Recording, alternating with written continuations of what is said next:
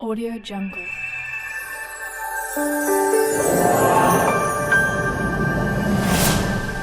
Esta conferencia técnica, un honor para legislación poder estar en esta actividad integrada. Quiero presentarlo al ingeniero Sebastián Soto, en primer lugar. Sebastián es ingeniero electricista, egresado de la UTN de La Plata. Ha estado en la gerencia de grandes clientes de EDELAP. Se especializó en tarifas eléctricas y regulación del mercado eléctrico mayorista, del MEM. Ha sido asesor en presidencia de las distribuidoras EDELAP, EDEN y EDES, pertenecientes al grupo AES. También representante técnico por EDELAP ante CAMESA. Ha estado en las comisiones de tarifa y regulación del MEM, de ADERA. En 2005 ha sido jefe de departamento de las secciones de tarifas, mercado eléctrico mayorista y grandes clientes de EDELAP. Y desde 2008 ya desarrolla sus actividades como socio gerente de la empresa Signum Energy, con una trayectoria de ya 12 años, con asesoramiento en energía eléctrica y gas a marcas muy reconocidas de Argentina. Así que un honor presentarlo a Sebastián para esta conferencia. Gracias, Vera. La bienvenida entonces a Sebastián. Dani, si tenés ahí a mano, vamos a presentar a Esteban. Bueno, el ingeniero Esteban Picardo es ingeniero electricista, egresado de la Universidad Tecnológica Nacional de La Plata en el año 99. Inició su actividad profesional en el año 92 en la empresa Telefónica de Argentina, en la gerencia de calidad y asistencia técnica. A partir del año 2002 fue responsable de la implementación de proyectos de optimización de materiales con el uso del sistema SAP y de la puesta en producción del sistema de administración del parque automotor de Telefónica. En 2004 fue asignado a la gerencia de materiales, donde tuvo la responsabilidad de crear el nuevo sistema de administración, optimización y planificación de stock.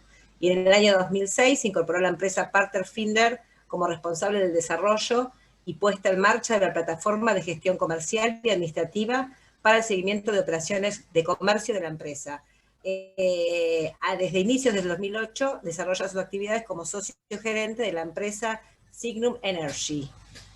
Bueno, muy bien, Sebastián, Esteban, perdón, bienvenidos. Esta también es su casa, que es la Universidad Nacional de Hurlingham, así que deseosos de escucharlos. La idea es que ustedes puedan exponer tranquilamente y en la medida que puedan surgir algunas consultas de los chicos, las van a volcar en el chat y al final hacemos un ida y vuelta como para hacer un redondeo de nuestra charla, que luego nosotros la grabamos, la subimos a YouTube, la subimos al campus y también la vamos a utilizar un poco para nuestras materias. Así que bienvenidos, Sebastián, Esteban. Adelante usted entonces con la presentación. Bueno, perfecto. Les agradecemos mucho a ustedes la invitación. ¿Sí? Bueno, vamos a hablar un poquito de la administración del mercado eléctrico mayorista, ¿sí? Y bueno, tal cual como usted lo dijo, José María, está abierto el chat, me va a dar un poquito de soporte Esteban, él va a estar con ese tema. A medida que vamos terminando, pasan 6 o 7 slides, termina un tema, podemos contestar y bueno, después continuamos con lo demás. Así que si les parece, voy a presentar, voy a ir a la parte de presentaciones y voy a compartir mi pantalla, así podemos ver el PowerPoint que nos va a guiar en la presentación. Bien.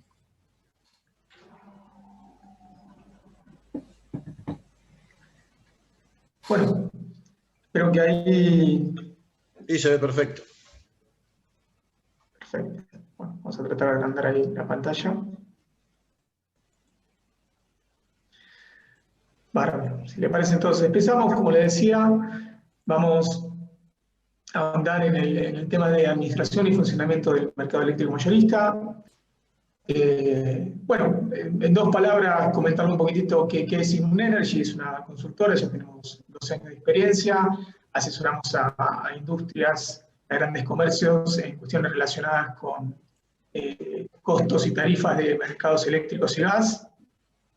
Hoy por hoy tenemos una cartera de 46 firmas que totalizan más de 320 plantas industriales. Y bueno, como les decíamos, ¿no? Apuntamos a todo lo que es el asesoramiento desde el punto de vista no tanto técnico en sí, aunque siempre tiene que ver con cuestiones técnicas, como lo van a ver, sino más con cuestiones de regulación, tarifas y costos, ¿sí? Y bueno, y este asesoramiento, en la consultora somos 10 personas, viene de la mano con el ofrecimiento de un sistema de gestión de energía, donde de alguna forma volcamos todo ese trabajo que hacemos todos los días. Esto un poquito para contarles algo de nosotros y de la consultora, así que bueno, ahora sí pasamos directamente a lo que es la presentación que nos compete.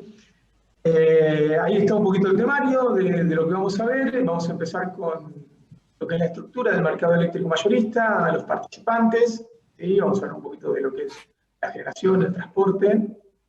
Vamos a hablar de CAMESA, que es la compañía que administra el despacho de carga en Argentina, por eso son sus responsabilidades. Después vamos a pasar a lo que son el mercado de transacciones, el mercado eléctrico mayorista, cómo se transacciona la energía en el mercado mayorista. Y bueno, después nos metemos en los tipos de transacciones justamente, que son las transacciones spot, las transacciones a término, las transacciones combinadas, y con eso, bueno, vamos a terminar la presentación. Como les decimos, por ahí entre tema y tema vamos a hacer un break de 5 o 10 minutos para dar lugar a las preguntas, y bueno, ahí vamos a tratar de responder a las inquietudes que surjan. Bien. La estructura del mercado mayorista tiene una primera gran división en lo que es la oferta y la demanda. El mercado eléctrico en sí es el mercado mayorista más particular que hay. ¿Por qué? Porque en realidad creo que es el único mercado del mundo donde la oferta se produce exactamente al mismo tiempo que es demandada. Digo, no hay posibilidad de estoquear a nivel de estas grandes tensiones y corrientes y potencia, con lo cual, bueno, respaldados por el concepto de velocidad de la luz, permite eso, ¿no? Permite que la demanda en el mismo momento que solicita una oferta, en ese momento se cree. Algo que lo hace, bueno, como les decía, ¿no? Bastante particular como mercado, ¿no? De oferta y demanda. Dentro de lo que es la oferta del mercado eléctrico, tenemos una división que a grandes rasgos la podemos hacer entre generadores independientes o generadores privados, generadores propiedad del Estado Nacional, como son los generadores nucleares, la Tucha, empresas binacionales, ¿sí? Empresas generadores binacionales, como es el caso de Yacyretá, donde fue una obra realizada entre Paraguay y Argentina, ¿sí? Y bueno, y por ende hacen uso los dos países de esa central. Y por supuesto lo que son las interconexiones, ¿no? Internacionales, que bueno, pueden auspiciar tanto de importadores como exportadores de energía, entonces se van a ubicar de un lado o del otro, me refiero o del lado de la oferta o del lado de la demanda. El transporte de alta tensión es la red que nos permite hacer converger la oferta y la demanda. Por el lado de la demanda vamos a tener los distribuidores, ¿sí? Y por otro lado, a los grandes usuarios del mercado eléctrico, estamos hablando de los usuarios que en forma directa contratan su energía en el mercado eléctrico mayorista y utilizan la red de los distribuidores para poder hacer llegar esa energía que compraron en el mercado a su punto de suministro o punto de demanda. Y como les había explicado hace un rato, la interconexión acá entre otros países, como puede ser, bueno, Brasil sobre todo, Uruguay, auspiciando como exportación. ¿Sí?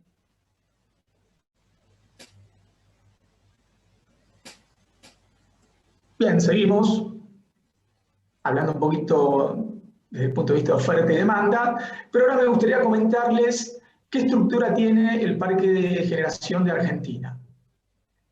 A grandes rasgos lo podemos dividir en centrales térmicas, que durante el año 2019 generaron casi el 60% de la energía que se inyectó al sistema argentino de interconexión. Las centrales hidráulicas, por otro lado, que aportan un 26%. Obviamente las centrales hidráulicas dependen de cuestiones estacionales, ¿no? Como la hidraulicidad y la cantidad de agua que hay en el sistema argentino. Las centrales nucleares, que casi llegan a aportar un 6% de la energía inyectada durante el año 2019. Las centrales renovables, ¿sí? Los nuevos jugadores de este mercado, que empezaron a instalarse a partir del año 2018, un gran crecimiento en el año 2019-2020, y bueno, y esperemos que sigan incrementando su participación en el mercado eléctrico, por supuesto. Bueno, y por último, para completar el 100%, Argentina en el año 2019 importó 2,7% de la energía total que se consumió. Como les decía, la red de transporte en alta tensión, gestionada por Transener, ¿sí? Casi en su totalidad en 500 kV y algo en 220 kV, lo vamos a ver un poquito más adelante. Es la encargada de unir, de alguna forma, esta oferta y esta demanda a lo largo de todo el país, ¿no? Hay que tener en cuenta eso, que es una red totalmente interconectada y que permite que un generador que esté instalado en Salta, por ejemplo, pueda tener un contrato con un usuario que esté en la provincia de Buenos Aires. La demanda, en este caso, la podemos dividir en lo que son las distribuidoras, por ejemplo, bueno, Edelap, Eden, Edenor, Edesur, como para darle nombre a alguna de ellas, EPEC en Córdoba, EPE en Santa Fe. Bueno, las distribuidoras son las encargadas de demandar el 78,6% en el año 2019, como les decía. Y bueno, y los grandes usuarios que compran la energía en forma directa al mercado eléctrico, que son las empresas de mayor porte de la República Argentina, totalizan un 17,6%. ¿sí? Y bueno, tenemos un 3,8% de pérdidas técnicas, que bueno, como sabemos, son las pérdidas de energía producto de bueno, la circulación de corriente por cables, líneas, transformadores, equipamiento general. Bien, una vez habiendo hecho un repaso de la estructura del mercado eléctrico, desde el punto de vista de la oferta y la demanda, vamos a pasar a comentarles cuáles son los participantes del mercado eléctrico mayorista, ¿no? Bueno, comenzando por los generadores, tenemos centrales térmicas, ¿sí? Que a su vez se dividen en centrales de turbovapor, turbogás, ciclos combinados y nuclear. En la próxima slide vamos a entrar un poquitito en detalle de cada tecnología. Las centrales hidráulicas, ¿sí? Que se dividen en centrales de embalse, pasada y bombeo. Y las centrales renovables, donde, bueno, en Argentina las tecnologías que más se están utilizando, bueno, yo diría a nivel mundial, ¿no? En general, son la eólica, fotovoltaica, bueno, biomasa y biogás. Además de los generadores, los distribuidores como principales actores del mercado eléctrico, en total suman 28 a lo largo de todo el país. Los transportistas, ¿sí? Que a su vez lo podemos dividir en transportistas de alta tensión, que son los que, como les decía, la empresa Transener que maneja tensiones de la red de 500 kV y algunos tramos de 220 kV. Y bueno, los transportistas troncales independientes que manejan tensiones menores, ¿no es cierto? Bueno, algunos incluso 220 kV solapándose con la transportista de alta tensión, están divididos en zonas y ya manejan tensiones menores, como pueden ser 132 kV, 66 kV, 33 kV. Continuando con los participantes de mercado, los grandes usuarios, como les decía, son las empresas que compran en forma directa su energía al mercado eléctrico mayorista, digo, no la compran al distribuidor del área, sino que hacen uso solamente de la red del distribuidor, luego por supuesto le pagan lo que se denomina peaje, le pagan ese uso de la red, pero la energía la compran directamente a un generador o al mercado mayorista, que también vamos a entrar un poco más en detalle más adelante para que, bueno, exactamente lo que se refiere cuando decimos los spots, ¿no? Bueno, acá tenemos los GUMAS, que son los grandes usuarios mayores, ¿sí? Son usuarios que desde el punto de vista práctico, sobre todo, son empresas que consumen más de 2.000 kilowatts o 2 megawatts de potencia, suman 396 usuarios de industrias en el mercado, y después tenemos los GUMES, que totalizan 2.180 industrias, ¿sí? Son usuarios que pueden ir desde los 30 kilowatts de potencia hasta los 2.000 kilowatts de potencia. En general, en la práctica, los GUMAS son usuarios que consumen arriba de los 2 megawatts de potencia y los GUMES son usuarios que consumen menos de 2 megawatts de potencia, ¿no? Y empiezan a ingresar al mercado a partir de los 500 kilowatts de potencia. Por lo general, no vamos a partir de algunos números. Bueno, y por último, también como participantes importantes del mercado, vamos a tener a los reguladores, controladores y operadores del sistema, como lo son la Secretaría de Energía, encargado de legislar todas las cuestiones regulatorias que tienen que ver con la energía eléctrica del mercado. La MESA, que también vamos a entrar en detalle, que es la compañía que administra el mercado eléctrico de Argentina, no legisla, no regula, solo la operadora del mercado. Después sí tenemos como reguladores tanto los entes provinciales, denominados EPRE en general, como el ente nacional regulador de energía. Bueno, habiendo hecho un resumen de los principales participantes, ahora vamos a entrar en el detalle del negocio de cada uno de estos participantes, ¿sí? Bueno, como decíamos, tenemos los generadores, que a grandes rasgos lo podemos dividir en centrales térmicas, hidráulicas y renovables. Las centrales térmicas, las tres tecnologías que se utilizan en Argentina son turbovapor, ¿sí? Centrales que utilizan el principio de funcionamiento térmico, turbogás y los ciclos combinados. Vamos a hablar un poquito de cada una de ellas. Vamos a ir chequeando un poquito el tiempo. ¿Sí? No nos pasamos, tratamos de ser prolijos también con eso. Y bueno, a ver, las centrales a turbovapor, básicamente, el principio de funcionamiento es una caldera en donde se calienta agua, se la lleva al punto de vapor. Ese vapor, ya con importantes temperaturas y presiones, son inyectadas en la turbina, y el impacto de este vapor sobre los álabes de esa turbina, bueno, va a generar la rotación de la misma. Ese eje rotativo, digamos, está unido al eje del generador y, bueno, a través de un juego magnético de campos magnéticos dentro del generador se produce la generación de energía eléctrica. Por el lado de las turbogás, bueno, no, ahí lo que tenemos es una combustión química, se produce en la cámara de combustión de la central, y bueno, ese es el producto de la combustión a grandes temperaturas y grandes presiones, y son inyectadas en la turbina, y bueno, ocurre lo mismo que con el vapor, ¿no es cierto? Hacemos girar el impacto sobre los álabes, hace girar la turbina, ese eje está unido al generador y vamos a producir la energía.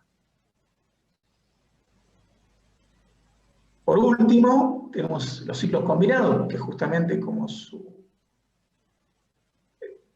la palabra lo indica, combinan las tecnologías de turbovapor y turbogás.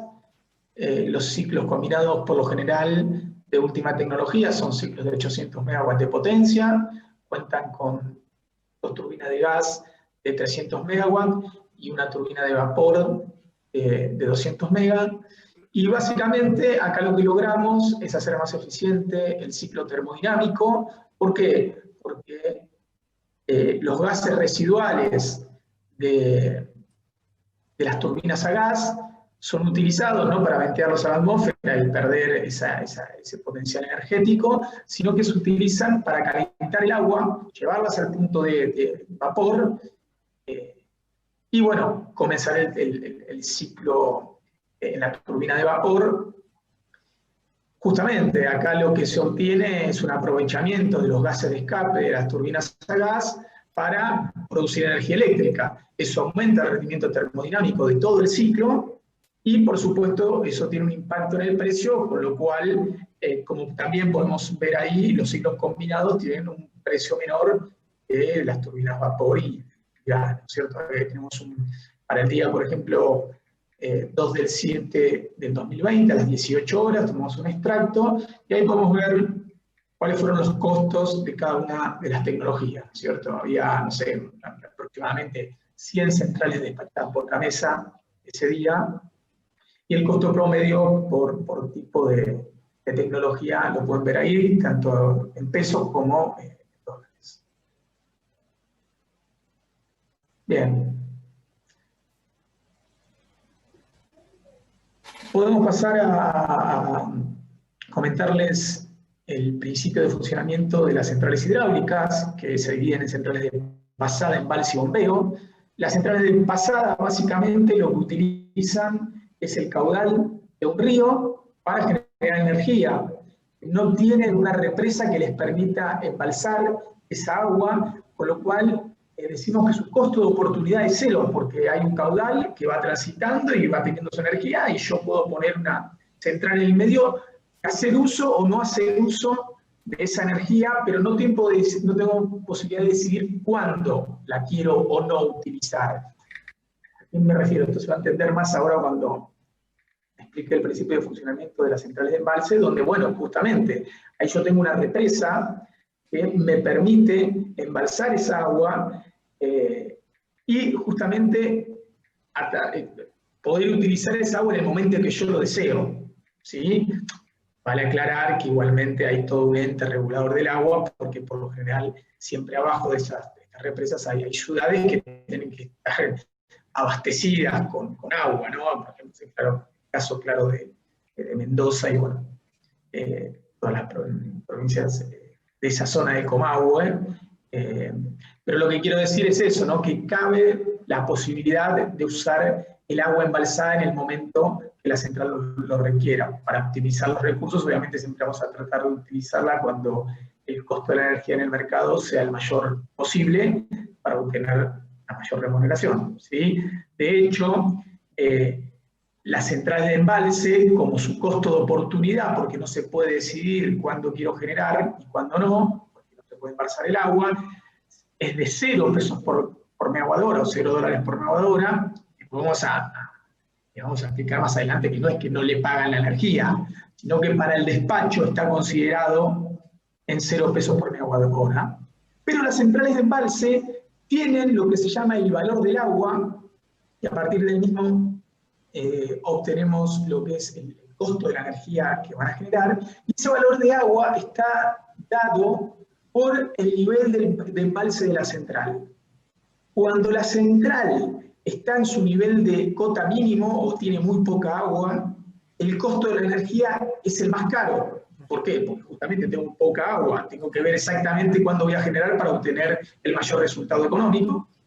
Y cuando está en la parte superior, o lo que se llama riesgo de vertido, donde ya el agua traspasa el nivel del embalse y se está yendo para el otro lado, bueno, ahí el costo de oportunidad ya es 0, justamente porque entre perder el agua y generar genero, y el costo de la energía es mínimo, ¿sí? Entonces, en la parte inferior, cuando el agua está en su nivel inferior, en su cota inferior, el costo de la energía eléctrica en una central de embalse es máximo, y cuando está en su parte superior es mínimo.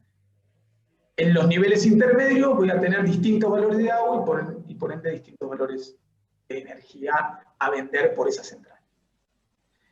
Bueno, y por último, la central de bombeo, tengo un motor que lo voy a poder utilizar tanto como bomba, como generador, elijo cómo utilizarlo, y básicamente lo que hace la central de bombeo es bombear el agua, dándole una energía potencial, llevándola a una represa, en los horarios de valle, donde la energía es la más barata, porque, por supuesto, al utilizarlo como bomba, yo voy a tener que gastar energía, entonces quiero que la energía me salga lo menos posible, por eso se realizan los horarios de valle, donde la energía a las 3 de la mañana tiene el menor valor, la embalso, le doy energía potencial, y luego esa agua embalsada cambio el modo de funcionamiento de la central a generador, y esa agua la utilizo para generar. ¿Cuándo? En el horario del pico, porque el horario del pico es mayor que el costo de la energía en el pico es mayor que el costo de la energía en el valle, donde yo la utilicé como bomba, y me gano la diferencia de esos precios de energía. ¿Sí? Entonces, el costo de una central de pasada es 0 pesos promedio hora. Las centrales de embalse, su costo de venta de energía van a estar dado por el nivel del embalse, y la central de bombeo va a ganar, ¿sí? Sus ingresos van a estar dados por las diferencias entre los costos de pico y los costos de valle, porque los costos de valle, como les decía, lo usan como bomba para embalsar el agua, y el costo de pico utilizan el motor como generador. Bueno, y por último, las centrales renovables, ¿sí?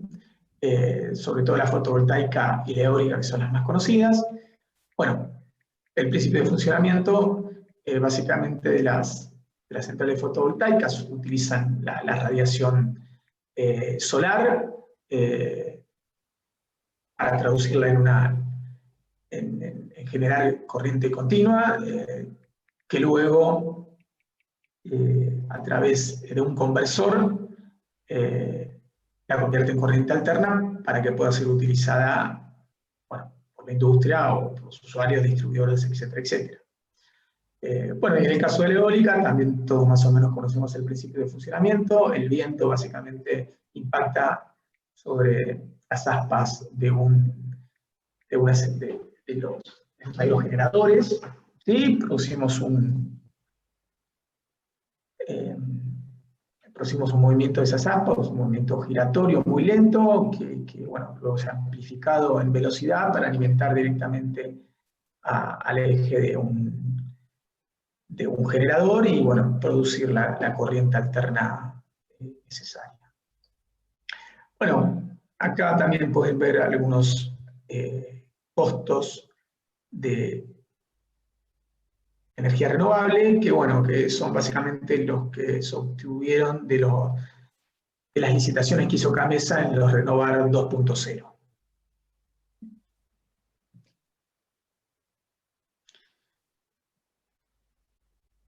Bien, acá vamos a pasar, esta por ahora la vamos a dejar porque tengo algo muy parecido, pero un poco más interesante respecto a costos, que después se los voy a mostrar. Así que vamos a ir ahora a comentarles un poquito dónde se ubican los generadores en la República Argentina. ¿Sí? Seguimos teniendo el año 2019 como guía. Habíamos dicho que el 62% de la energía durante el 2019 fue producida por centrales térmicas. Ahí pueden ver el mapa de Argentina, y, bueno, en naranja, todos los puntitos les indica dónde está instalada las centrales térmicas, ¿cierto? Pero bueno, para que ustedes conozcan también cuáles son las principales centrales, acá nos trajimos algunas de ellas. Bueno, pueden ver que los ciclos combinados más importantes de Argentina están en la zona de Capital Federal, ¿sí? Bueno, tenemos a Central Puerto, una de las empresas más importantes de generación térmica, como Central Dock Sud, como Central Costanera, como Genelva, o sea, son todos los últimos ciclos combinados que se instalaron en Argentina. Tenemos a la empresa Albanesi, también con muchas centrales instaladas en el país. Bueno, AES, ¿sí? Con Central Térmica San Nicolás, Paraná, Sarmiento, Termoandes en Salta. Enel, como les decía, con Central Costanera, Pampa Energía, bueno, es la dueña de Edenor, de Transener, varias centrales también en Argentina. Voy a borrar acá para que no no quede desprolijo. Vamos a comentarles ahí un poquito ahora dónde se ubican las principales centrales generadoras. Bueno, como todos sabemos, Lindero con Paraguay, Yacyretá, la central de pasada más grande que tenemos, ¿sí? Tiene ahí un embalse, porque a veces se habla, posiblemente haya escuchado a alguien hablar del incremento de la cota de Yacyretá, pero bueno, en general, en realidad, el embalse termina siendo pequeño para lo que es Yacyretá, ¿no? Es una central de pasada. Bueno, tenemos Alto Grande, también, una central muy importante, con un gran aporte de Argentina. Bueno, y tenemos toda la zona del Comahue, ¿no es cierto? Donde, bueno, tenemos las centrales más conocidas de embalse, ¿no? Alicurá, Piedra del Águila, Futaleufú, El Chocón, ¿sí? Nibuiles, Pichipicanofú. En toda esta zona del Comahue se ubican las principales centrales de embalse. Acá pueden ver dónde se ubican las centrales nucleares que tiene Argentina, son 3 básicamente, Atucha 1 y 2 y Embalse. Embalse ya llegando casi al final de su vida útil. Hace un par de años tuvo un revamping como para poder utilizarlo un par de años más.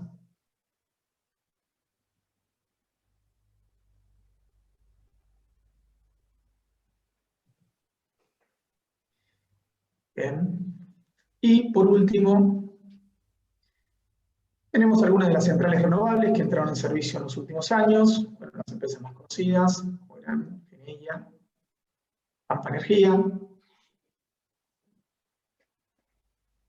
Parque Arauco, muy conocida en la zona de La Rioja. Bueno, y acá están los porcentajes que ya habíamos visto al inicio.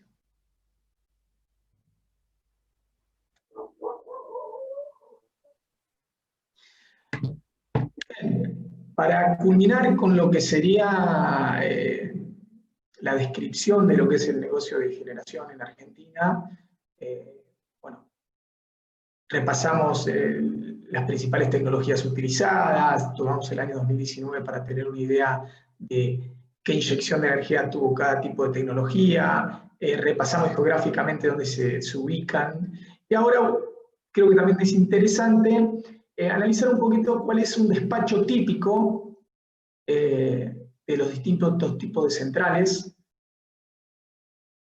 generadoras. Acá tenemos en el eje de las X, las 24 horas del día, y en el eje de las Y, la potencia. Y como verán, acá tenemos dividido un típico despacho diario de Argentina, con la curva típica, con un empuntamiento a partir de las 18 horas, ¿sí? Y empieza a disminuir a partir de las 23 horas, 24 horas, y así, bueno, volver a este punto de la 1M. Y bueno, lo podemos dividir, por un lado vamos a tener las hidro de base que se llaman, que básicamente, bueno, son las centrales hidráulicas de pasada, que, bueno, tienen su menor costo, como habíamos visto, su costo de oportunidad para el despacho es de 0 pesos por megawatt, entonces son centrales muy grandes, muy confiables y muy baratas, entonces obviamente son despachadas en primer lugar. Después tenemos las nucleares, también, ¿sí? que también son muy baratas, entonces en definitiva son la generación de base que se utiliza en Argentina, para después, bueno, ya dar paso a todo lo que son las centrales térmicas, tanto ciclos combinados, turbovapor y turbogas, ¿no? Donde, bueno, tienen también alguna capacidad para seguir una curva que no es totalmente estable, ¿sí? De hecho, ven cómo incluso se empuntan también a partir de las 18 horas para hacer frente al mayor consumo horario al mayor consumo eléctrico de ese tramo horario.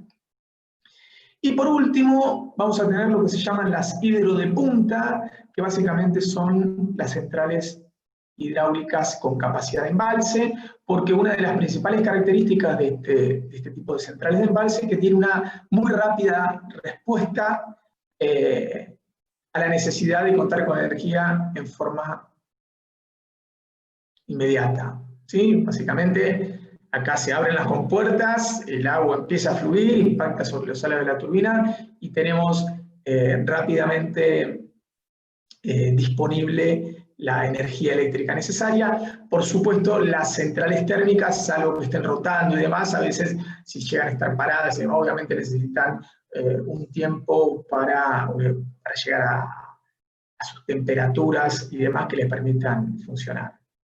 Entonces, bueno, me pareció también muy interesante mostrar un despacho típico y, en definitiva, qué rol juega cada una de las tecnologías en ese despacho típico de la curva a lo largo de un día en la República Argentina, ¿no? Por supuesto, sin olvidar que después vamos a tener un montón de centrales que van a estar en reserva, cubriendo cualquier inconveniente que pueda surgir en el mercado, como puede ser que la demanda sea mayor a la que esperábamos, o que haya alguna central, ya sea de base, nuclear, TV o de punta, que no esté disponible. Entonces, bueno, necesitamos centrales que estén en reserva. Tenemos reservas frías, tenemos reservas calientes, hay todo tipo de reservas en el mercado.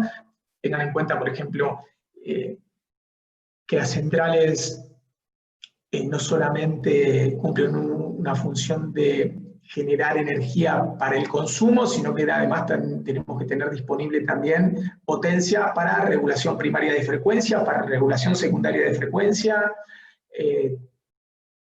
Tenemos centrales que están en reserva con distintos tiempos, centrales de 5 minutos, centrales de reserva de 10 minutos, centrales de reserva de 20 minutos, centrales de reserva de 4 horas. Todo eso indica el tiempo que tienen que cumplir esas centrales para inyectar potencia. Por supuesto, las más rápidas van a ser las que regulan frecuencia primaria, ¿sí? Bueno, que tienen instalado un equipamiento que les permite censar la frecuencia del mercado y en función de eso, obviamente, si está por encima de los 50 Hz o por debajo, tratar de equilibrar la demanda para volver a ese valor óptimo de frecuencia que es 50 Hz. Bueno, inyectando potencia o restando potencia al mercado y tratar siempre de mantener ese equilibrio entre oferta y demanda para que, como les decía hace un rato, mantener la frecuencia en 50 Hz, que es lo óptimo, ¿no? Bien, bueno, ahora habiendo terminado de repasar un poquito todo lo que es el mercado de generadores, vamos a pasar un poquito ahora a lo que es el mercado de los transportistas, ¿no? Los transportistas en la República Argentina tienen la función de interconectar las áreas, ¿sí? Y de hecho el transportista más importante de Argentina es de alta tensión, que tiene a su cargo la operación y el mantenimiento, ¿sí? Aclaro esto porque los transportistas, a diferencia de los distribuidores, no son dueños de los activos, solamente se los concesiona para operar y mantener las redes de alta tensión, tanto de 500 kV como las redes troncales. Acá podemos ver la configuración actual de la red de 500 kV de Argentina, casi en su totalidad, para la redundancia de 500 kV, salvo algunos tramos, ¿sí? De 220 kV. Y bueno, como verán, está casi totalmente anillada, digamos, ¿no? Las últimas 2 obras que se hicieron hace unos 5 o 6 años, si mal no recuerdo, que fueron las obras del NOANEA y del corredor Comahue-Cuyo, terminaron de anillar en 500 kV a la República Argentina, y obviamente eso hace que la red de 500 kV sea mucho más segura y confiable, porque imagínense que antes, por ejemplo, todo el corredor que alimentaba a Salta, Catamarca, La Rioja y demás, era radial, no existía esta interconexión. Entonces cuando salía la red de 500 kV, obviamente quedaban, este tramo, cuando salía de servicio, quedaban varias provincias sin ser atendidas, ¿no? Así que bueno, vamos a chequear todo el tiempo, a ver si vamos bien.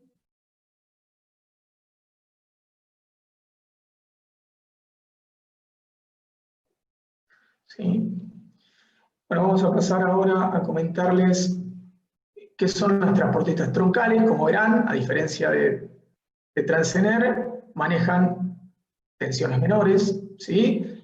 y tienen la concesión en una zona de la República Argentina. Entonces podemos ver a Trasva, que es la transportista de la provincia de Buenos Aires, maneja todo lo que es la red de transporte en 220, 132 kV y 66 kV. Cuando hablamos en estas tensiones, hablamos tanto de subestaciones y líneas, ¿no es cierto? Bueno, Trasnova, zona norte de la provincia de Buenos Aires, de la República Argentina, perdón, Traspa, zona sur, Trasnea, Distrocuyo y Trascomahue, zona del Comahue. Bueno, ahí cada color les va a indicar en qué zona tienen concesionada estas transportistas, y para que tengan una idea, bueno, las tensiones que manejan cada una.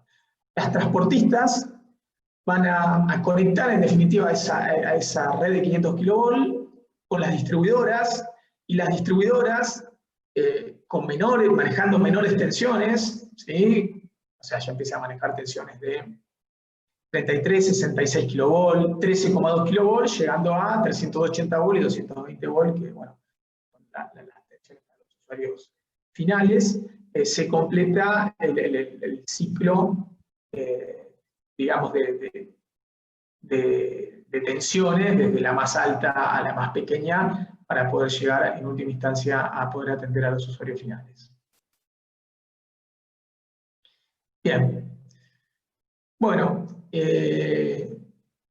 acá terminamos con la primera parte, que se refiere a todas estas cuestiones de estructura del mercado, participantes y demás. Así que, si les parece, voy a abrir 5 o 10 minutos como para que hagan las preguntas vía chat,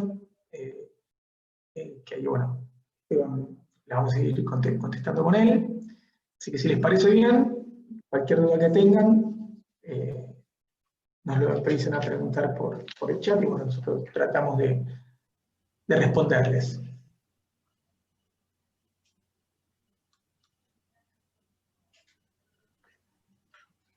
Bueno, ahí Esteban tiene algunas preguntas, no sé si las manejan ustedes directamente, o si querés al final... Como ustedes deseen, no hay inconveniente. Porque si no, hacemos todo y al final va y viene para darle continuidad, sino como ustedes les gusta. Bueno, hacemos así entonces. Dale, llegamos al final y después... Perfecto, José María, continuamos entonces. Bueno, vamos a pasar un poquito ahora a comentarles qué es CAMESA, ¿no? Bueno, como su sigla lo indica, CAMESA es la compañía que administra el mercado mayorista eléctrico en la República Argentina. ¿Sí? Vamos a empezar comentándole cómo su composición accionaria es bastante particular, porque CAMESA es una sociedad anónima, está compuesta por ATERA. ATERA es la asociación que nuclea a todos los transportistas de la República Argentina, básicamente los transportistas troncales y los transportistas de alta tensión, como dijimos, y tiene el 20% del paquete accionario. Representa, obviamente, los intereses de los transportistas, por supuesto, ¿no? Eso está ahí. AGERA es la Asociación de Generadores de la República Argentina, nuclea a todos los generadores y también tiene el 20% del paquete accionario. ADERA, Asociación de Distribuidores, y AGUERA, Asociación de Grandes Usuarios de la República Argentina, básicamente UMAS y GUMES, como dijimos, los que compran directamente al mercado, con el otro 20%, y el último 20% encabeza con acción de oro de la Secretaría de Energía, representando, bueno, al Estado y a todos los pequeños consumidores. ¿Bien? Así se compone el paquete accionario de CAMESA.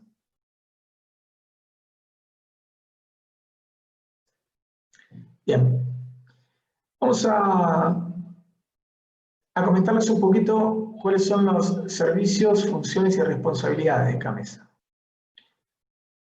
Podemos dividirlo en dos, en servicios técnicos y en servicios comerciales.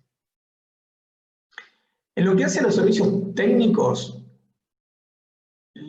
digamos, por dividirlo de alguna forma, esto es muy resumido obviamente, porque la verdad es que CAMESA tiene responsabilidades, servicios y funciones que podríamos estar hablando todo el día, ¿no? Pero bueno, para puntearlo en tres. Vamos a empezar por su principal responsabilidad, que es la coordinadora del despacho de carga. Cuando hablamos del despacho de carga, hablamos de que es la responsable de decidir y comunicar qué generadores van a inyectar potencia en el sistema argentino de interconexión.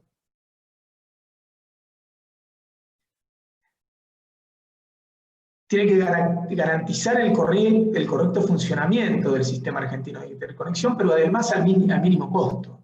¿Se entiende? Acá hay, digamos, un trabajo muy complejo, porque ustedes imagínense que CAMESA va a tener que conocer todas las centrales que están disponibles, va a tener que conocer en dónde están ubicadas, va a tener que hacer todos los análisis del sistema de potencia para saber en qué condiciones se encuentra la red y optimizar el uso de esa red. Necesita conocer en qué condiciones se encuentran cada cable y cada línea de alta tensión de la República Argentina. Necesita conocer toda esta información en tiempo real, porque obviamente hay que cumplir con determinadas, con los procedimientos del mercado eléctrico mayorista, que van a definir cuáles son las tensiones máximas y mínimas en cada barra de alta tensión. Entonces, bueno, a veces tiene que conocer absolutamente toda esa información técnica para empezar a coordinar ese despacho de carga, ¿sí? Pero además de todo eso, tiene que ser al mínimo costo.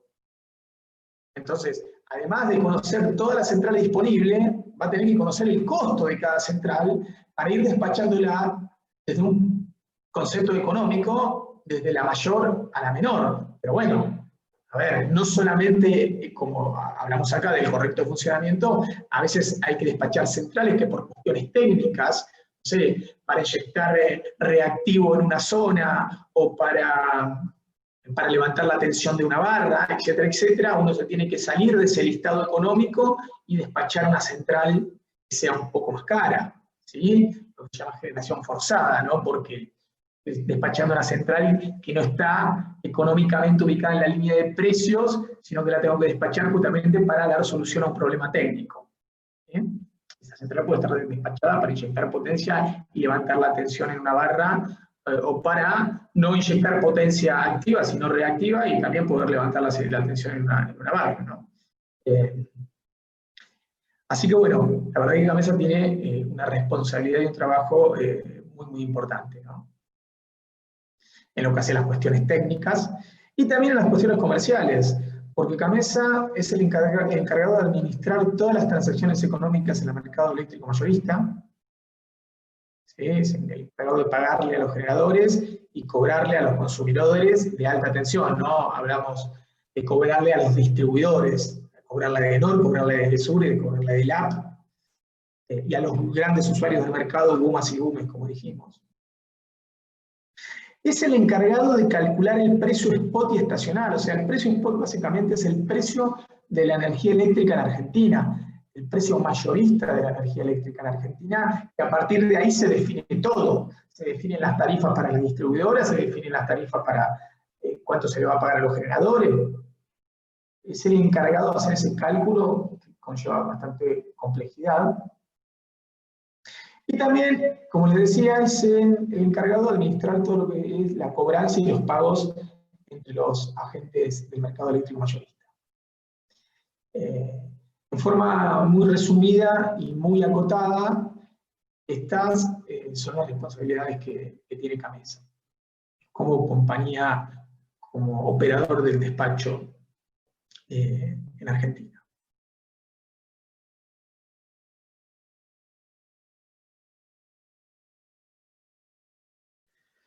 Bien.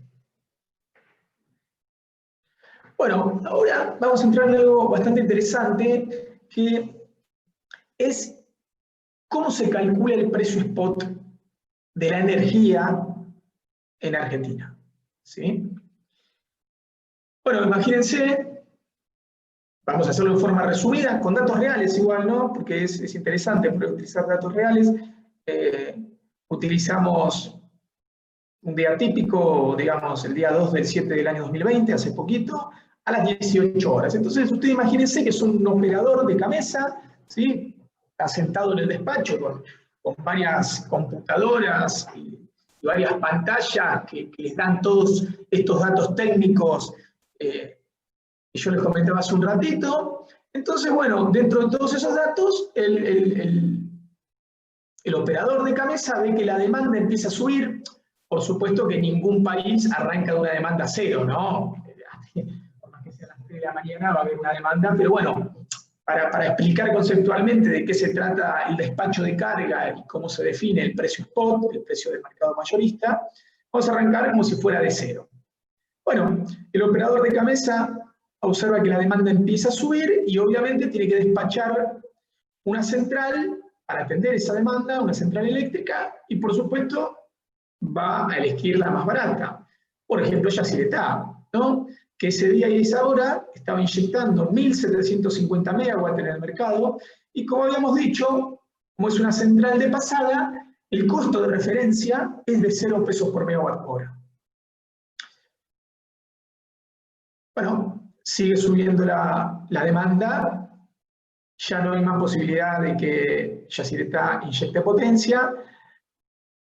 El despachante, bueno, va a ver ese listado y va a ver que el que la sigue en precio es el Chocón, ¿no? Ya una central con embalse, que tiene un precio, como no es de pasada, tiene un precio su embalse, la energía, de 400 pesos por megawatt hora, es la que le sigue en costo.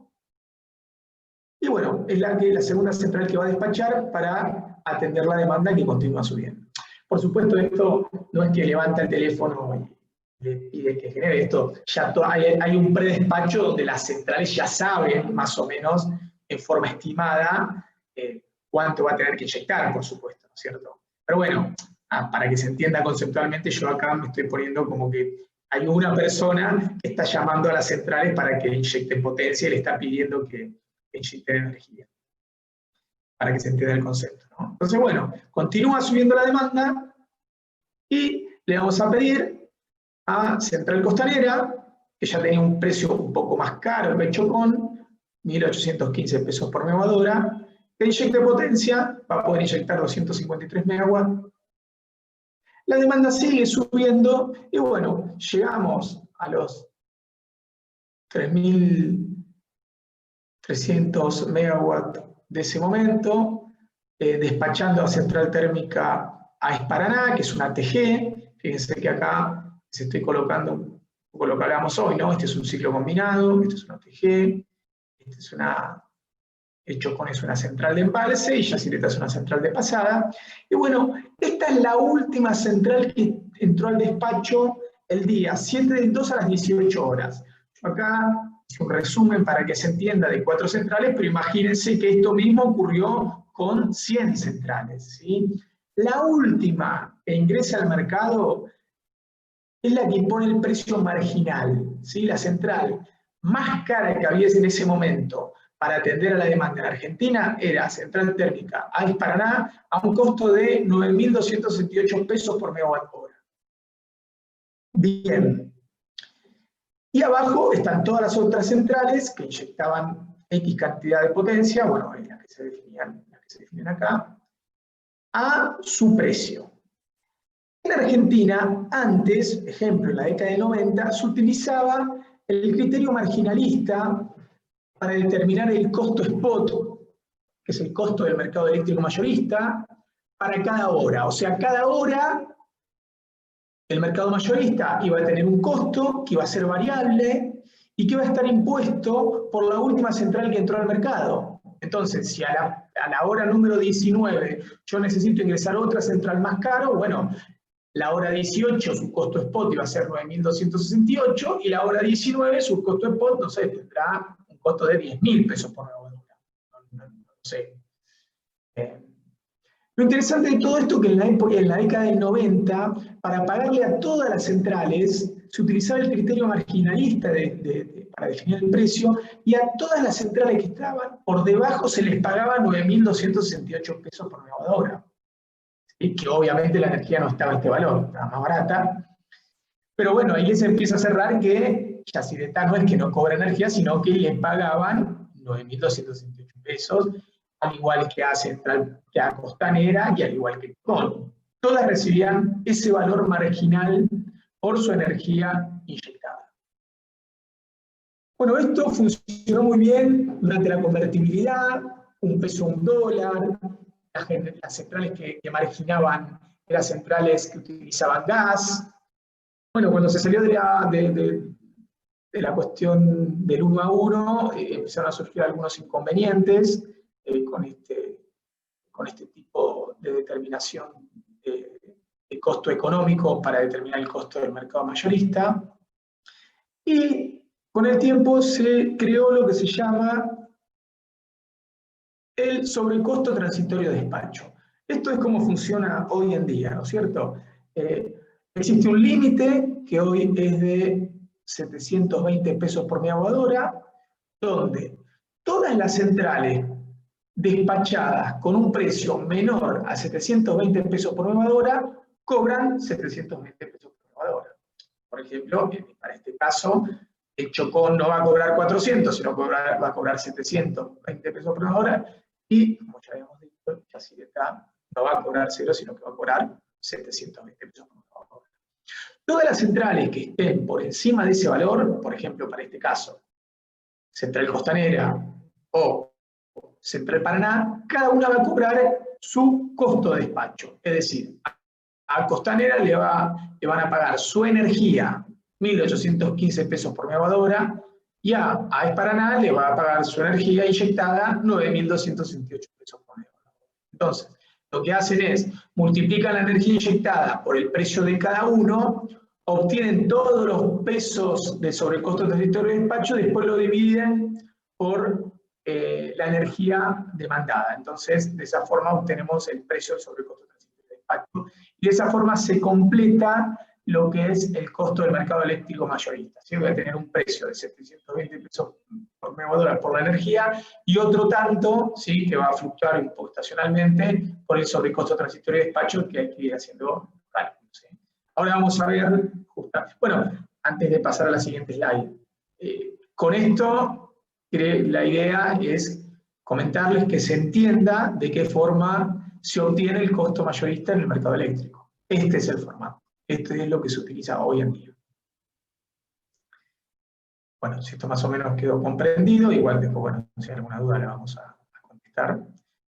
Vamos a ir a un poquito a cuestiones reales, ¿no es cierto? Vamos a ver un poco la historia de los precios en Argentina. Bueno, acá tenemos en el eje de las X de enero a diciembre, y vamos a ir viendo, analizando cómo fue fluctuando el costo mayorista en los diferentes años, arrancando el 2007, acá vemos cómo fue subiendo, subiendo, subiendo.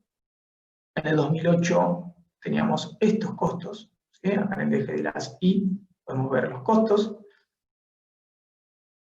Y en el 2019 tenemos estos costos. Fíjense que el promedio del 2019, promedio año, fue de 3.386 megawatt-hora. El tipo de cambio oficial nos dio $68 por megawatt-hora.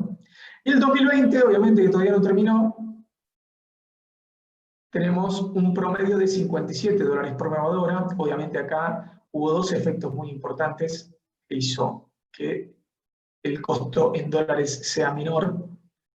El efecto de la pandemia, el efecto del incremento de tipo de cambio, y el efecto de la inyección también de vaca muerta, hace que estén los costos, la verdad, que sean menores de lo que se hubiera esperado, si Vaca Muerta no hubiera inyectado tanto gas a un precio tan competitivo, porque eso es lo que hizo Vaca Muerta, básicamente, es inyectar gas, mucha cantidad a precios muy bajos, y como el 60% del parque generador de la República Argentina es térmico y utiliza gas para generar, o sea, ese menor costo de gas termina impactando en un menor costo de la energía eléctrica.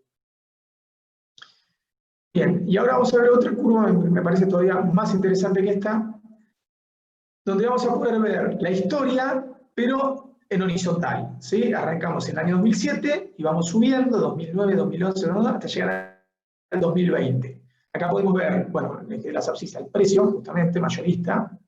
Entonces tenemos los costos mayoristas en pesos. Fíjense, este es el costo en el año 2007, en pesos y en dólares. Vamos a ver primero en pesos. Esta es la curva en pesos. Acá ven con el efecto de la devaluación del peso hace que en pesos cada vez esté más caro. Pero acá también podemos ver la curva en dólares, ¿no? Que se construyó, obviamente, a partir de los costos en pesos, dividiéndolo por el tipo de cambio. Entonces, acá podemos ver que en dólares más estable, pero podemos identificar diferentes tramos donde, bueno, fíjense que entre el 2007 y el 2009, en dólares el costo en Argentina de la energía mayorista estuvo en $41 por megawatt hora. Después vamos a ir a otro tramo que duró casi 5 años, entre el 2010 y el 2015 estuvo $53 por megawatt hora. Entre el 2016 y el 2019 estuvo $70 por megawatt hora. Y bueno, en el 2020, producto sobre todo de la pandemia, cayó a $59 por megawatt hora. ¿Sí? Esto me parece algo interesante de analizar. Estamos viendo costos reales, tanto en pesos como en dólares, pero que de alguna forma terminamos de cerrar todo lo que son el tema de, bueno, una vez que aprendimos más o menos o conocemos cómo Gamesa calcula el costo mayorista, se me ocurrió comentarles en la realidad cuáles fueron los costos históricos de los últimos años, de 2007 hasta hoy, y bueno, y el efecto de los costos en pesos y los costos en dólares.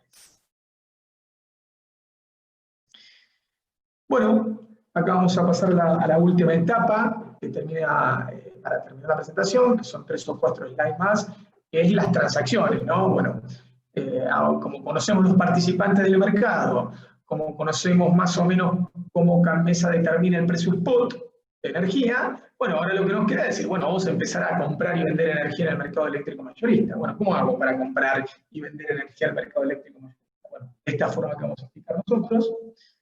Chequear un poquito el tiempo. Y creo que vamos bien. Bueno, arranquemos un poquito. Ya sabemos lo que es el mercado spot. ¿Sí? Lo estuvimos viendo en detalle. El mercado de spot es un mercado de precios horarios. Está definido por la última central que entra a generar, que está limitado por el sobrecosto transitorio de despacho. Pero bueno, ese es el mercado de spot, ¿no? Es un mercado de precios horarios. Hora a hora la energía se modifica en función de la interacción entre la oferta y la demanda. Al mercado de spot, los únicos que pueden transaccionar en este mercado es el GUMA, o sea, son los 300 industrias más grandes de Argentina, como habíamos visto.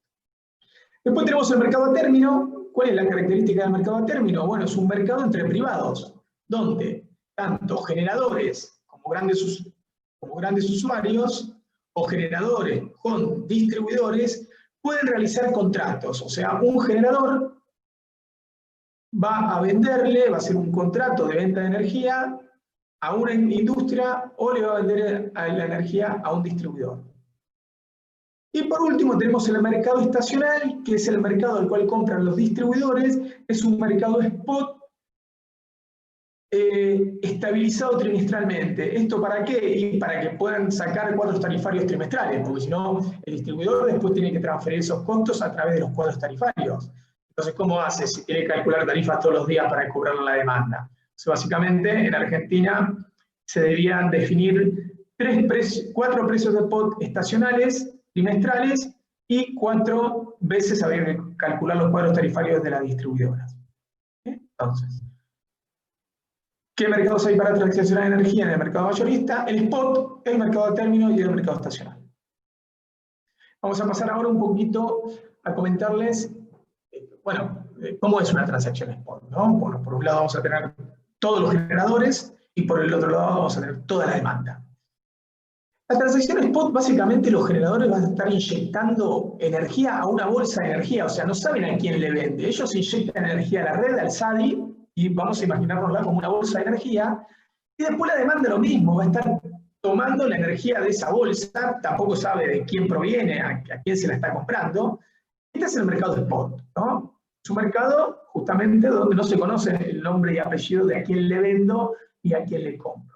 Pero por supuesto, acá tenemos los medidores SMEC, que son los medidores que tienen capacidad de medida de energía en forma horaria. ¿Por qué en forma horaria? Y porque si el generador va a estar vendiendo al mercado de spot, y el mercado de spot tiene un costo de energía que puede cambiar en forma horaria, yo tengo que conocer cuánta energía inyecté en cada hora, porque me la van a remunerar, me la van a pagar en función de lo que cueste la energía en esa hora. Por el otro lado, lo mismo, la demanda, en este caso los GUMAS, si quiere comprar energía al spot horario, y bueno, yo tengo que saber hora a hora cuánto consumí, porque el precio hora a hora varía. Y bueno, y después obviamente CAMESA va a administrar, les va a cobrar a todos los que tomaron esa energía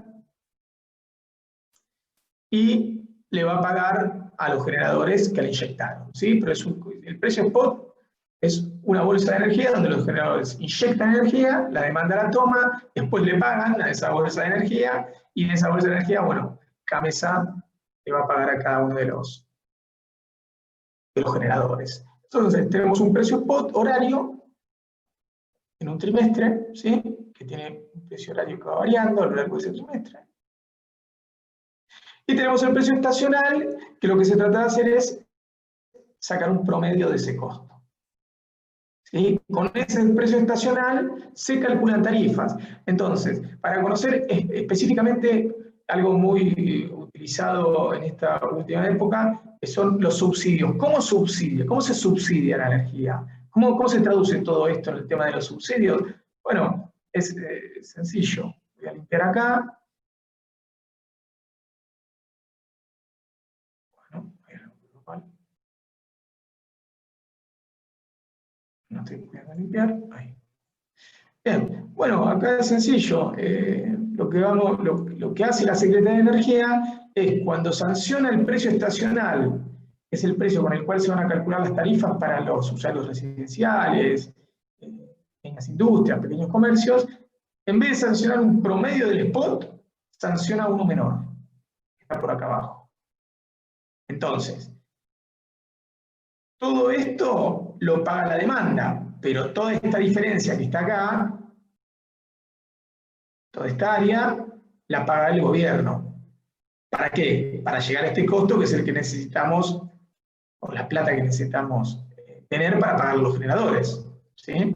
Entonces, esa es la forma técnica de subsidiar.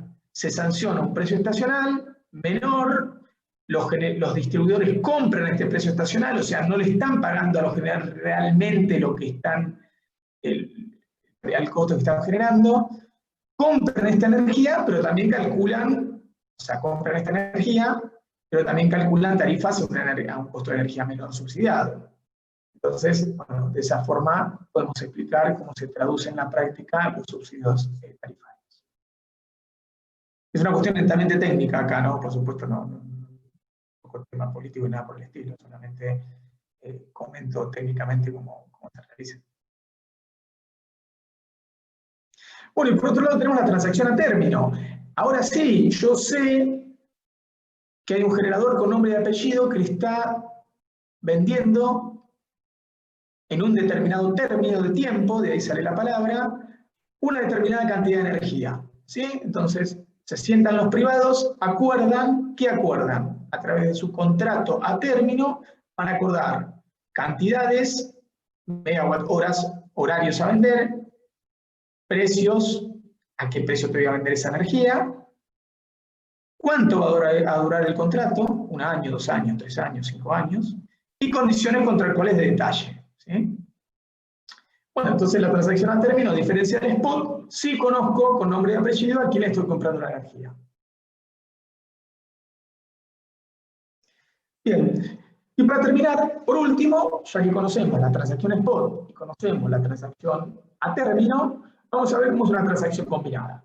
Vamos a ver por un lado que tenemos acá un generador, tenemos acá una industria que demanda, en la parte superior vamos a tener el mercado spot y en la parte inferior vamos a tener el mercado a término. Y acá en el medio vamos a ir dibujando diferentes curvas de demanda y oferta para ir hablando de las diferentes transacciones que van a surgir.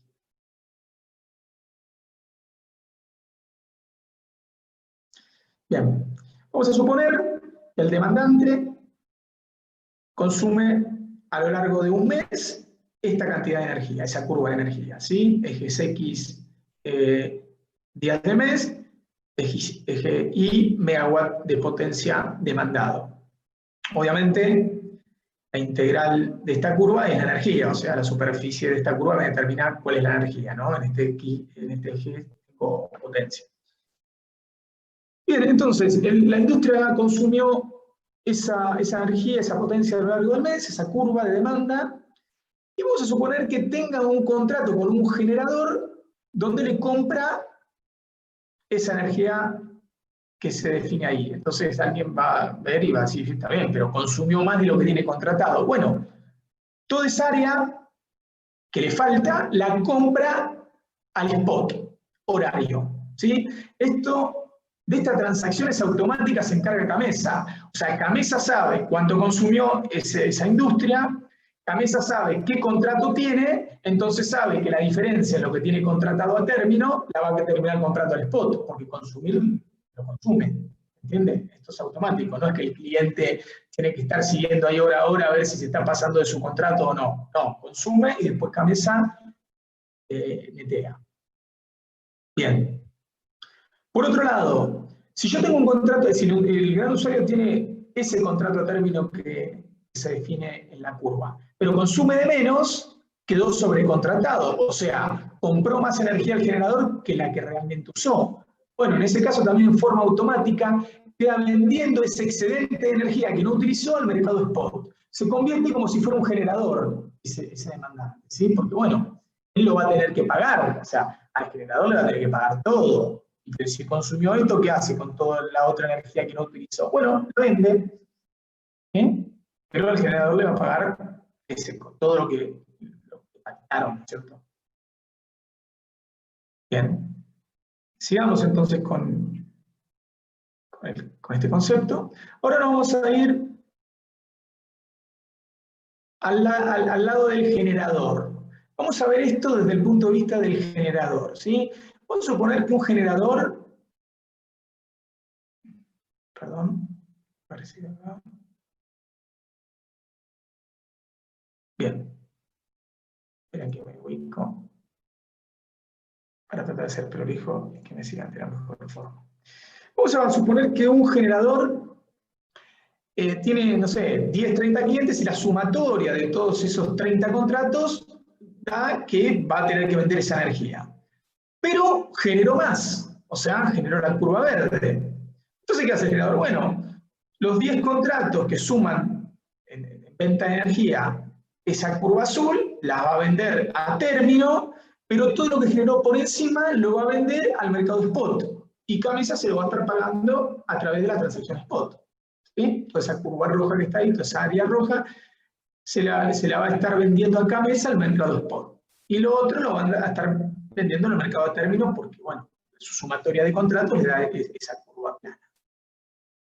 Por último, ¿qué pasa si el generador tiene vendida toda esta curva de energía plana, pero después genera menos? Porque existe la posibilidad de que genere menos, porque acuérdense que quien decide quién genere y quién no es Camesa.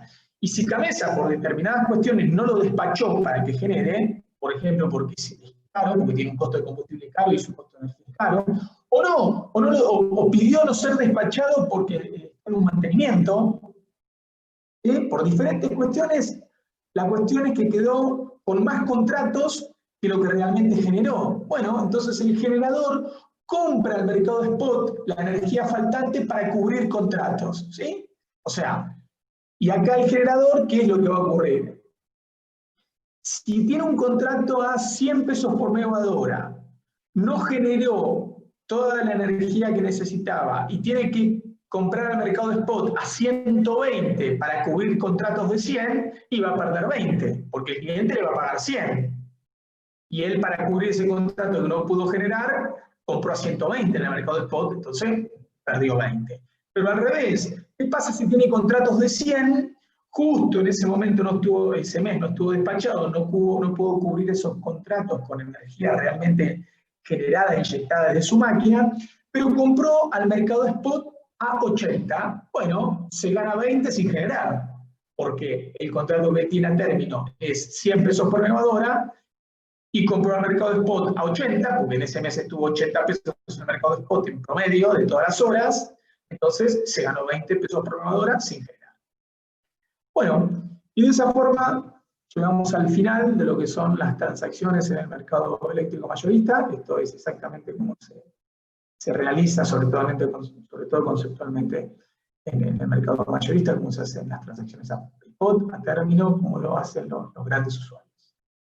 Así que bueno, ahora sí, las dudas que se generen nos las pueden hacer o por chat o la pueden con el micrófono, no sé cómo les parezca mejor, yo no tengo inconveniente. Así que bueno, quedo abierto a las consultas. Bueno, Sebastián, acá Diego Miranda pregunta, entiendo que las hidráulicas de pequeña magnitud han pasado a ser consideradas renovables. En realidad, más que han pasado, en realidad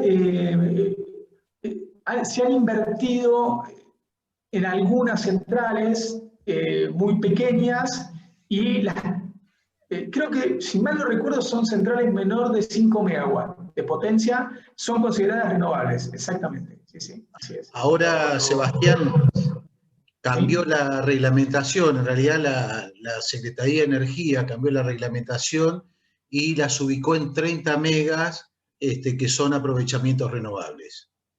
Ah, bueno, me lo había perdido eso, no me acordaba que habían subido. Ha cambiado la resolución y las categorizó en 30 megas, con lo cual es muy discutible, ¿no? Porque...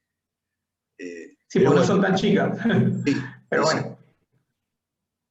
Bien, bueno, está también el aporte de José María en este tema. No sé si hay otra pregunta que hicieron hace un rato en el chat. Abelardo Repollo pregunta que le interesa tener presentación, ¿dónde la puedo ver? Bueno, esto creo que José podés aclarar un poco. Después nosotros esta clase la estamos subiendo al campus de la materia, que está vinculada a YouTube, y después, Sebastián, si nos pueden pasar la presentación, junto con la clase, con el video, normalmente facilitamos la presentación por si hay algunos datos. Pero Gabino Ponce, que es profesor y dice que le gustaría compartir los datos con sus alumnos, hay algunas publicaciones muy gráficas, muy interesantes de la Secretaría de Energía y de CAMESA, que está el informe mensual y el informe anual, quizás ahí pueda sacar muy buenos datos. De acuerdo. Sí, igual nosotros también, bueno, se le vamos a hacer llegar el PDF, porque en realidad este PowerPoint como muy grande y con mucho gráfico, además es pesadísimo, pero bueno, lo tenemos en PDF y también lo vamos a compartir. Bueno, una pregunta interesante que hace Jorge Miranda. Dice, según la presentación, el costo de generación de un ciclo combinado está en el orden de los $43. El costo de generación solar en 42 y el eólico en 40. ¿A qué se debe que tengan valores similares, siendo que el costo de la infraestructura y el combustible de un ciclo combinado es mucho mayor que el de una central eólica o fotovoltaica? Bien, una buena pregunta. A ver, la mayoría de las centrales térmicas está amortizada, ¿sí? En cambio, las centrales renovables son nuevas. Argentina tiene un punto muy importante para definir el costo de una central renovable, es el costo de inversión, ¿sí? Y la verdad que Argentina es caro. De hecho, si uno ve cuánto es el costo de venta de energía de una renovable en Brasil o en Chile, va a ver que está en $30, y acá en Argentina están en 65. Tengan en cuenta que esos costos de 40 y demás son para CAMESA, que CAMESA es la República Argentina comprando energía, o sea, tiene valores que no maneja ninguna industria. Cuando nosotros vamos al MATER, que es el mercado de privados de energía renovable, nos encontramos con valores de $63 de venta de energía renovable. Entonces uno dice, ¿pero por qué? Si en Brasil un aerogenerador me vende, o en Chile a 30, me venden a 65. Porque invertir en Argentina es mucho más caro que invertir en Brasil o en Chile. Entonces, bueno, esos costos también están muy influenciados por los costos de inversión. Seguramente cuando vayamos avanzando en temas macroeconómicos en Argentina y solucionemos las cuestiones coyunturales, el costo de la energía renovable va a ir bajando. Y otra cosa también importante de todo esto es que estamos en Argentina en una época donde el costo de gas es muy, muy, muy barato. Muy barato. Tengan en cuenta que en los últimos 2 años el costo de gas en dólares para las industrias y para las centrales térmicas también bajó casi un 70% por la inyección de gas de vaca muerta. Entonces, bueno, se juntan todos estos factores y tenemos este resultado. Tema complicado el tema de inversión. Tema complicado. El tema complicado, sí, sí. Yo digo muchas veces que estaría bueno, cuando se pide el blanqueo de capitales, no estaría mal direccionado, por ejemplo, al tema de energía. Sabemos, bueno, que blanquear capitales es una cosa complicada por el antecedente, pero no estaría mal donde uno elija un sector como la construcción y la energía, y bueno, se puedan blanquear con beneficios importantes y de esta manera poder conseguir dólares genuinos, ¿no? Para poder justamente hacer obras. Claro. Bien. Hola, perdón. Nacho. ¿Qué tal, José? Buenas tardes, Sebastián y Esteban. Buenas tardes. ¿Qué tal? Bueno, me presento. Yo soy Ignacio Calle, soy profesor de la carrera de Ingeniería Eléctrica de la universidad. Y bueno, por mi formación he estado metido un poco en temas de mercado y demás. Tenía algunas preguntas. Estuvo buena la pregunta que hizo Jorge. Me mantuve primero un poco callado para que los chicos pregunten, pero bueno, ahora me toca a mí. No, la pregunta de Jorge es interesante y la explicación que daba Sebastián, bueno, estuve viviendo varios años y laburando en Chile. Yo tenía la pregunta de a qué podemos atribuirle el hecho de que la licitación de energía renovable en Chile desde hace ya 2 o 3 años no pasa de los 29 a 30 dólares, que era un poco lo que estabas explicando. Tenemos costos altos por legislación, por carga impositiva, por un poco de inestabilidad de mercado, ¿no? Y eso es lo que termina tirando los precios arriba. Sin embargo, te quería hacer una pregunta. En alguna diapositiva donde mostrabas los costos de despacho, cuando pusiste el ejemplo de la punta de las 16 horas y empezabas, creo que era la diapositiva 11, pero creo que la 11 está como nada por ahí. Esa diapositiva que estoy mostrando ahora. No, la que tiene los costos. A ver, un poquito más. ¿Está? No, a esa vamos a ir después. No más. Ya sé. La de atrás. ¿Está? Esa, ahí está, no era 11, era 15. La pregunta era la siguiente. ¿Cómo están informando las centrales generadoras sus costos de producción? ¿Y a qué apunto con esta pregunta? Por ejemplo, en España o en Chile se utiliza la ecuación de costo variable de la central y se hace un despacho óptimo de la generación. O sea, si yo conozco, es algo que pasa mucho en los países que son, digamos, que no tienen producción propia de hidrocarburos, ¿no? El caso de España y Chile es cantado. El Estado interviene para comprar gas o combustible líquido. Entonces dice, bueno, si yo te lo voy a dar para generar, quiero saber cuáles son tus costos reales de producción. O sea, vos dame tu curva de costo porque yo te voy a proveer el combustible. Entonces, podés hacer un despacho óptimo siguiendo las curvas de costo, ¿sí? Y en base a eso ir despachando generadores que no los despachás. No necesariamente es como un bloque único, sino que va siguiendo su curva de costo. Mi pregunta es, ¿cómo acá se audita el costo real de los generadores? O sea, si vos me decís que Central Costanera despacha 253 megas a 1.815 pesos por megavatio, ¿eso es porque a la central se le ocurrió informar ese precio o hay alguna auditoría que diga, bueno, este número tiene lógica? Bien. Bueno, el tema del despacho, claro, meterse en el detalle es todo un tema, porque bueno, a ver, desde el punto de vista conceptual es así, como vos decías, que se hace en España, creo que comentabas. Hay una cuestión también de... Esto siempre hay que ver qué tipo de mercado queremos. Porque si vos querés un mercado netamente en competencia, declarame el precio que quieras, porque según el precio que vos me declares, vos vas a estar despachado o no. Entonces, si vos me declarás alto, puede ser que otra central me declare menos y quedás afuera. Entonces, si yo me pongo en un extremo muy pro mercado, no te audito nada, porque... Claro, pero ¿se entiende? para eso necesitas tener un excedente de oferta importante, Bueno, ¿no? O sea, ahí entramos en lo que sería mercado puro, una especie de mercado en competencia perfecta que acá no existe.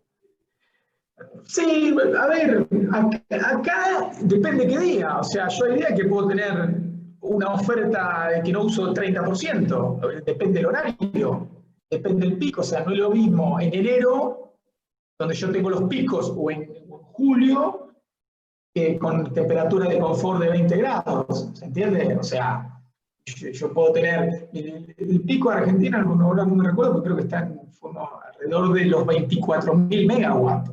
Entonces, claro, ahí no tengo, pero tengo momentos que estoy generando y tengo 17.000 megawatts. Entonces, tengo 17, 16 y digamos, tengo 8.000 megawatts que no están en uso. Entonces, voy a despachar los primeros 17 y los otros no. Por eso digo, estoy tratando de hacer una cuestión conceptual para explicar ahora cómo es en Argentina. Ese es el concepto de un mercado puro, tal cual como vos decías, ¿no es cierto? Donde conceptualmente yo, en principio, no necesitaría conocer demasiado y podría funcionar también así. Puedo ir a algo intermedio, donde sí, bueno, pará, yo además quiero conocer tus costos si es que se achica la oferta, ¿sí? Y ya no tengo tanto excedente como decís vos, ¿sí? Pero de hecho en Argentina pasó otra cosa, que es que Gamesa, en algún momento, o mejor dicho, de hace unos 10 o 11 años, no me acuerdo, alguien dijo, Gamesa va a estar entre la oferta y la demanda. Hoy por hoy, salvo lo que es, porque hay dos ejemplos ahí que son los generadores plus que venden excedente, no me quiero meter en demasiado tecnicismo, o los generadores renovables que pueden vender con contratos a término. Los generadores base, ¿sí? Básicamente casi todos los generadores térmicos que se instalaron en Argentina antes del 2005, no pueden vender con un contrato a término. No le pueden vender a los privados, le tienen que vender a Gamesa. Entonces ahí estamos en el otro extremo, que es que, bueno, acá en Argentina se eligió digamos, una utilización en lo que es transacciones energéticas a nivel nacional más pro Estado, porque la verdad que Gamesa es casi como decir Secretaría de Energía. Entonces, de vuelta, la mayoría de los generadores en la República Argentina le vende la energía a Gamesa y Gamesa se la da a los distribuidores y demás. De hecho, Gamesa hoy por hoy está comprando todo el combustible, todo el gas para los generadores y se lo asigna a cada generador. ¿Se entiende el concepto del manejo pro Estado o pro mercado? Cuando era todo pro mercado, de década del 90, por ejemplo, cada generador compraba su combustible, su gas, su fuel oil, su gasoil, al precio que fuera y definía su precio que declaraba Gamesa, la declaración jurada de precios. Entonces, por eso digo, hoy Argentina no está dentro de promercado, sino que está más el Estado manejando los precios del mercado eléctrico mayorista, porque la que compra gas, por ejemplo, para todas las generadores es Gamesa. Gamesa compra todo el gas y se la asigna a cada generador. Entonces, bueno, ahí sí, obviamente, entramos en esto que decías vos. Hay que auditar los generadores, Gamesa conoce el rendimiento de cada máquina, conoce el costo, porque se lo está dando Gamesa, el gas, conoce todo y puede calcular cuánto es el costo de cada central. Y bueno, y ahí creo que te respondo a tu pregunta, ¿no? ¿Cómo es hoy? Sí. Ahí está. O sea, un poco esa era la idea. Por un lado, tener en claro, digamos, a mí a ver, yo estuve muchos años fuera del sistema argentino, pues estaba viviendo afuera, pero me daba la impresión cuando volví y empecé a estudiar un poco cómo estaba funcionando, de que realmente, o sea, hablamos de un mercado eléctrico, pero digamos, yo pondría mercado entre comillas, porque justamente todas las, y aclaro, no soy pro mercado en lo más mínimo, pero todas las bondades que uno entendería de un mercado de energía liberado, no sé si en competencia perfecta, pero con un alto grado de competitividad entre los actores del mercado, necesito conocer otras variables que acá no las veo, ¿no? Como justamente las reales de producción de las máquinas, los costos, etcétera, etcétera. Y es justamente por esto que vos decís que es es un mercado pro Estado y no es un mercado pro mercado, ¿no? O sea, es por la intervención estatal. Y en esa línea tenía otra pregunta. Si podés ir a la diapositiva 5, por favor. La diapositiva 5. Cuando se veían los actores del mercado. ¿Acá? ¿O acá? Acá. En los actores del mercado que están... no, perdón, la siguiente, que yo viene con delay. Hay una figura interesante que he visto en varios países que creo que en el momento de la privatización se contempló, pero nunca se implementó, que es la figura de la comercializadora, ¿no? Y acá para los chicos, para los alumnos, comento algo que vos también mencionaste al pasar. En el sistema eléctrico se dan dos grandes monopolios naturales, uno en el sistema de transporte y otro en el sistema de distribución. ¿Y por qué es un monopolio natural? Porque la red de transporte y la de distribución es única. No tenemos tantas redes de distribución en paralelo como querramos tener. Entonces, en muchos países, después de la distribuidora, se crea una figura que es la comercializadora. O sea, la distribuidora opera como una transportista a nivel local, si se quiere, en media tensión, y la comercializadora es la que le vende la energía a los usuarios, de forma tal que, digamos, en el sistema argentino nosotros somos usuarios cautivos. Le podemos comprar a la distribuidora de nuestra zona. Si hubiese comercializadora, le compraríamos a quien me ofrezca la energía a mejor precio, ¿no? Y las comercializadoras hacen un negocio que es manejar producto energético. O sea, de hecho, por ejemplo, en el mercado ibérico la comercializadora te vende gas, electricidad, televisión por cable y telefonía. Te ofrece un pack, ¿no? Entonces, la pregunta que tenía para hacerles a ustedes que están en el tema este del mercado es si han visto algún estudio de cómo impactaría en el usuario residencial, en el usuario final, la implementación de distribuidoras. ¿Abriría esto el abanico de oferentes y quizás podríamos empezar a obtener mejores precios? Claro que para eso el mercado no tendría que estar intervenido, pero bueno. Sí, a ver, varias respuestas respecto a esto. La primera es que, sí, acá es verdad, se estudió en Argentina, se habló, digamos, nunca se implementó, pero se habló de colocar este tipo de, si mal no recuerdo, en la época del secretario de Energía era Bastos, en la época de Menem, creo que ahí se había sacado algunos borradores sobre el tema de comercializadores. A nivel residencial y pequeñas demandas, porque a nivel de grandes demandas existe. De hecho... No, yo me refiero, claro, a nivel residencial.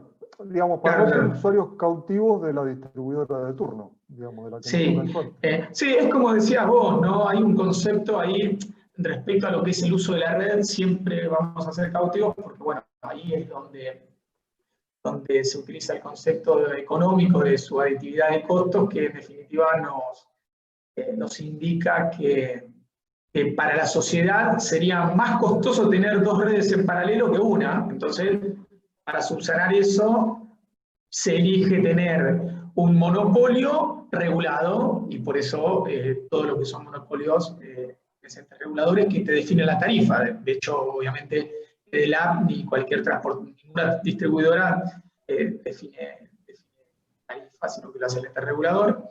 Pero bueno, ¿sabéis? Resumiendo, ¿no? ¿Por qué creo que no se implementó en Argentina eso?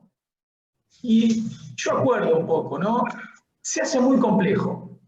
O sea, doña Rosa, imagínate que le digas, no, mire, usted le va a pagar del uso de la red y además va a tener que elegir en un mercado en competencia a un generador para comprar la energía y es medio complicado, ¿no?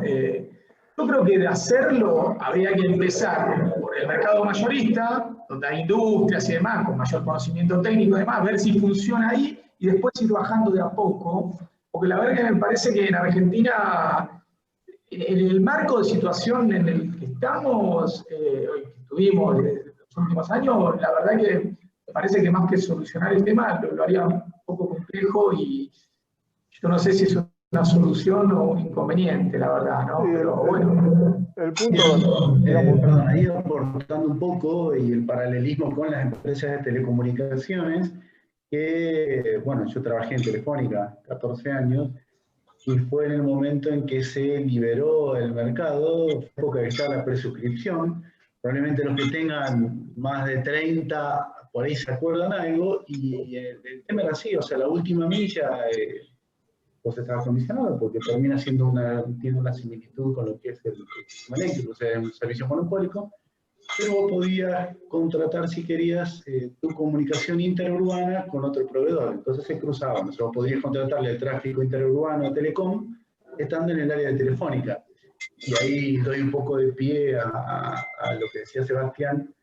En términos prácticos, a doña Rosa no le importaba y no resultó para nada, digamos. O sea, era una complejidad que le agregaba a una cuestión que no le aportaba demasiado valor al usuario, ni siquiera a nivel de competencia, porque los precios más o menos eran similares y estaban regulados, entonces terminaba siendo, en términos prácticos, lo mismo. Sí, y una cosita más, por ahí interesante como para redondear este tema, hay que tener en cuenta que de los dos negocios que ofrece el distribuidor, como decías vos, digamos, por un lado tenemos el negocio de red totalmente monopólico y por el otro lado el de venta de energía, hay que tener en cuenta que, y esto tiene un control muy detallado del ente regulador, el distribuidor no gana dinero por comercializar. O sea, el distribuidor no es que compra al mercado spot estacional, está explicando, le mete un fee, o sea, un 10%, un 5%, y vende la energía más cara. No, eso está prohibido. Él compra y al mismo valor que compra, la vende. Entonces no tiene ninguna rentabilidad asociada, digo, no solamente porque trabajé, sino porque soy de La Plata, pero digo, las distribuidoras no tienen ninguna rentabilidad asociada a la comercialización. Solamente ganan por el uso de la red. Sí, sí, su ganancia es el valor agregado de distribución, digamos, y eso Claro, está exacto. eso está claro, está clarísimo. Sí, sí. Claro. Bueno, nada, eso eran un poco las preguntas que quería hacer como para abrir el abanico y que los chicos también escucharan de algunos otros temas relacionados, digamos, que en algunos otros sistemas están arriba de la mesa, digamos. Hay tantos mercados como liberalizaciones del sistema eléctrico existen, así que... Sí. Sí, estuvieron buenas las preguntas, espero haber aclarado algo y no haberlo complicado más. No, estuvo bien. Gracias. Por favor. Bueno, este tema realmente es muy interesante. Yo siempre digo que el que puede integrar, en este caso ustedes, tienen un plus muy importante con la profesión, se lo digo a mis alumnos. Interesantísimo porque podemos debatir, justamente estaban las profesoras de economía y de legislación, esto es enorme, así que yo lo que les diría que vamos a dejar acá y agradecerles a Sebastián y a Esteban, y que obviamente, Sebastián, te vamos a comprometer para otra charla, Sí, por supuesto. porque realmente es muy interesante. Y fíjate que desde que arrancaste permanentemente empezó a funcionar el chat con preguntas, y bueno, esto es un poco lo que realmente estamos buscando nosotros, ¿no? Incentivar, que vean, pero fundamentalmente que vean algo que lo traiga quien está trabajando en el mercado, quien está ejerciendo la profesión, como ustedes, encima ingenieros eléctricos, electricistas, propiamente que tiene que ver con nuestra profesión. Así que les agradecemos un montón, nos excedimos un poco de lo que nosotros normalmente aprovechamos para hacer esta charla, pero realmente interesantísima. Así que Sebastián y Esteban, gracias a los profesores que nos acompañaron, a Ignacio, estaba Daniel Cappelletti también, profesor de la UTN, de La Plata, que también nos acompañaba hasta hace un rato, que estaba por acá, las dos profesoras, así que Esteban y Sebastián, muchísimas gracias.